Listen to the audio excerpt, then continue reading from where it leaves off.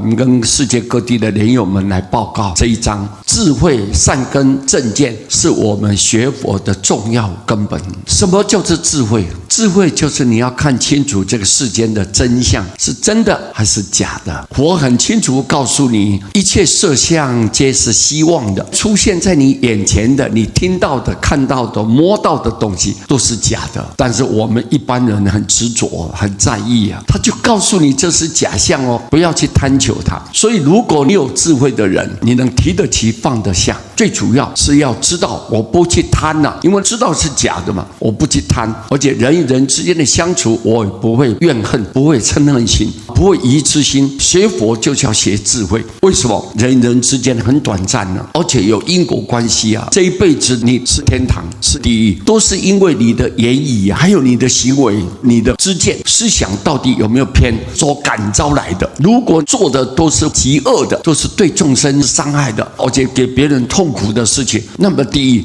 自然就感召你往生了之后就会出现在地狱。在座各位，你一定要懂，一定有地狱，一定有天堂，但是这些不是别人送给你的，是你自己感召来的。第二个善根呢，我们要慈悲，要柔软，要善良的对待众生。越学佛，你越慈悲，你的心性越柔软，这叫做善根。正见呢，我们要有正知正见哦，一定有前世今生有来世哦。你过去种的因，所以有这辈子的果报哦。这一辈子你如果把慈悲善良的基础做好，那么来世你就会更美好哦。原来你要有正确的知见，善恶是不会消失的。万法虽然皆空，但是因果却不空啊。所以智慧、善根跟正见是学佛的人最重要的根本。亲切、慈悲、关怀是我们度众的最佳方便啊。你一定要亲切，不要暴躁，不要发怒。我们做什么事情都和蔼可亲，这个叫亲切。还有慈悲，处处为别人着想，不要跟别人敌对。不可能每一个人都像你一样聪明呢，对不对？别人不一定知道你所学的教育，你可能比别人高一等，但是你不能看不起别人，不能藐视别人。